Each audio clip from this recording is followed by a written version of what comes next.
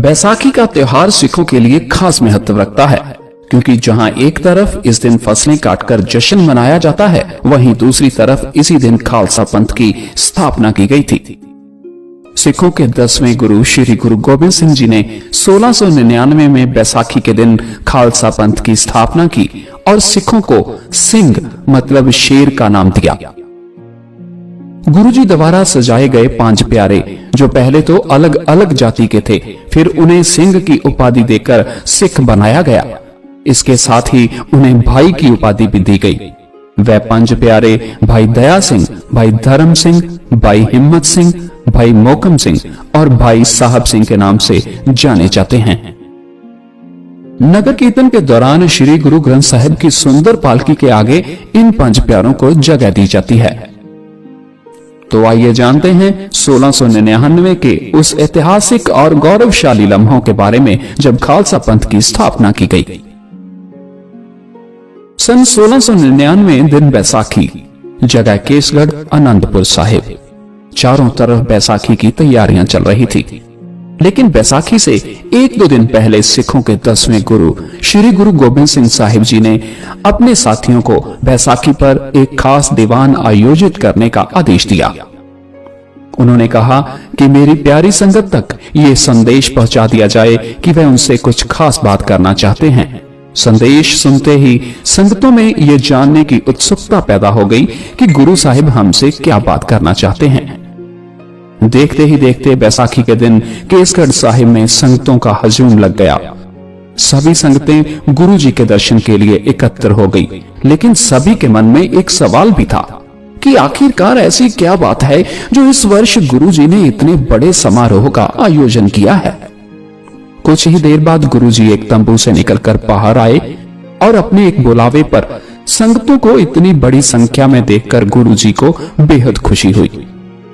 वह संगतों की तरफ आगे बढ़े, मयान से तलवार निकाली और मंच के बीचों बीच जाकर बैसाखी की शुभकामनाएं देते हुए बोले, मेरी संगत मेरे लिए सबसे प्यारी है, मेरी संगत मेरी ताकत है, मेरा सब कुछ है। लेकिन क्या आप सब में से ऐसा कोई है जो अभी इसी वक्त मेरे लिए अपना सिर कलम करवाने की क्षमता रखता हो? संगत में एक अजीब सा सन्नाटा छा गया। किसी को समझ नहीं आ रहा था कि अचानक गुरुजी ने ऐसी बात क्यों की। फिर गुरुजी बोले, क्या है कोई ऐसा मेरा प्यारा जो मुझे अपना सिर दे सके? है कोई ऐसा जो इसी क्षण मेरी इस मांग को पूरा कर सके? गुरुजी की आवाज मानो एक गूंज की तरह वातावरण में फैल गई, लेकिन अभी भी ऐसा कोई न था जो उनके सवाल का जवाब देने के लिए आगे आया हो। लेकिन अगले ही पल भीड़ में से एक आवाज आई। वह आवाज दयाराम की थी। लाहौर के खत्री परिवार का दयाराम गुरु गोबिंद सिंह जी का परम भक्त था। वह आगे बढ़ा और बोला, गुरुजी, आपके लिए मेरी जान कुर्बान है। यह जीवन आपका ही तो दिया हुआ है, इसे चलाने या खत्म करने का अधिकार भी तो आपको ही है। गुरुजी दयाराम की इस समर्पण भावना को देखकर बहुत खुश हुए और उसे अपने पास बुलाया। दयाराम गुरुजी के पीछे पीछे तंबू के अंदर चला गया। बाहर लोगों की धड़कनें तेज हो गई थी। थोड़ी ही देर बाद गुरुजी बाहर आ गए, लेकिन उनके साथ दयाराम नहीं था। गुरुजी की तलवार से ताजा खून की बूंदें टपक रही थी। खून से भरी तलवार देखकर लोगों में थोड़ी चिंता उभर आई, लेकिन अभी भी कोई अपनी जगह से ना उठा। अचानक गुरुजी फिर बोले, एक और शीश चाहिए। संगत में से कोई है जो आगे बढ़कर अपना सिर कलम करवा सके? ये सुनते ही हस्तिनापुर के धर्मदास आगे आए। गुरुजी उसे लेकर तंबू के पीछे चले गए और फिर कुछ देर बाद खून से रंगी तलवार लेकर अकेले ही बाहर निकले।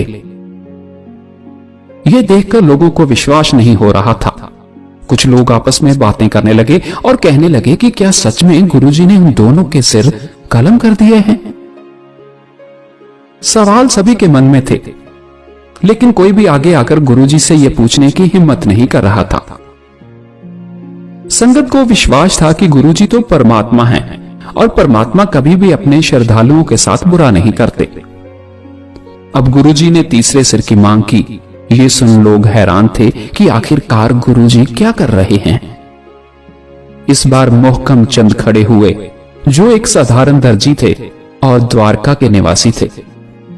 वह भी गुरुजी के साथ तंबू के पीछे चले गए, लेकिन बाहर नहीं आए। इसके बाद गुरुजी ने लगातार इसी प्रकार 2 शीश और मांगे। ये सुनकर जगन्नाथपुरी के हिम्मत राय और बिदर के साहिब चंद आगे आए और उन्होंने खुशी खुशी अपने शीश गुरुजी को अर्पित करने की हामी भर दी और गुरुजी इन सभी को साथ लेकर तंबू के पीछे चले गए। 5 शीश की मांग पूरी हो चुकी थी और इसके बाद गुरुजी वापस अपने तंबू के अंदर चले गए।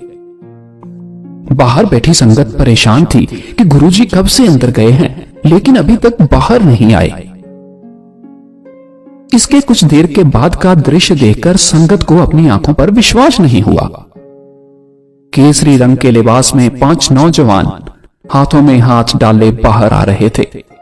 उनके सिर पर सुंदर केसरी रंग की एक ही प्रकार की पगड़ी बंधी हुई थी। 5 लोगों के साथ गुरुजी भी ठीक उसी प्रकार की वेशभूषा में बाहर निकले। ये वही 5 नौजवान थे जो कुछ देर पहले श्री गुरु गोविंद सिंह जी के कहने पर अपना सिर कलम करवाने के लिए आगे आए थे। केसरिया लिबास में वह 5 बेहद आकर्षक लग रहे थे। 5 नौजवानों के साथ एक बार फिर गुरुजी मंच के बीचों बीच पहुंचकर बोले, सिख धर्म को अपने 5 प्यारे मिल गए हैं। गुरुजी ने अपने हाथ में लोहे का एक कटोरा लिया, उसमें स्वच्छ जल भरा और माता जीतो जी को कुछ पतासे लाने के लिए आग्रह किया।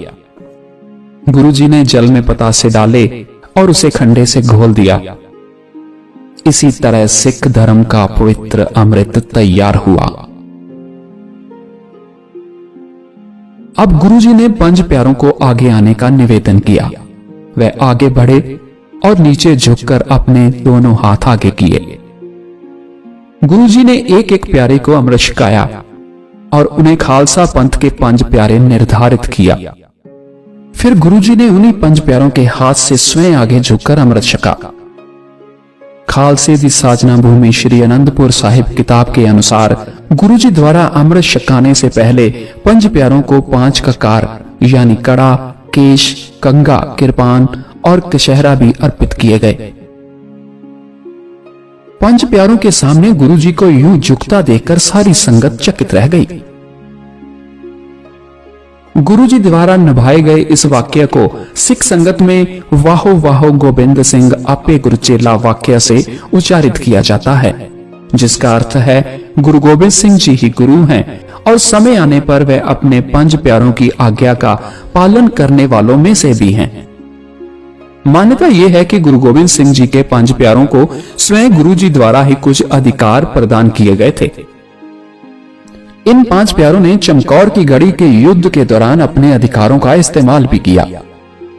जब मुगलों की बड़ी फौज के सामने मुट्ठी भर सिखों को देखकर 5 प्यारों को गुरु गोविंद सिंह और सिख धर्म के भविष्य की चिंता सताने लगी। गुरुजी स्वयं युद्ध के मैदान में उतरने के लिए तैयार थे, लेकिन 5 प्यारों ने अपने अधिकार का इस्तेमाल करते हुए उन्हें रोक दिया। उन्होंने गुरुजी से चमकौर का किला छोड़कर जाने के लिए बेनती की। 5 प्यारों का हुक्म गुरुजी किसी भी हाल में नकार नहीं सकते थे, इसीलिए गुरुजी तो मान गए, लेकिन जाते जाते शेर की दहाड़ के बराबर मुगलों के लिए एक गूंज छोड़कर गए। इस तरह से गुरु गोविंद सिंह जी ने सिखों के खालसा पंथ की स्थापना की और उसी दिन से बैसाखी को खालसा पंथ की स्थापना के प्रतीक के तौर पर उत्साह और उल्लास के साथ मनाया जाता है।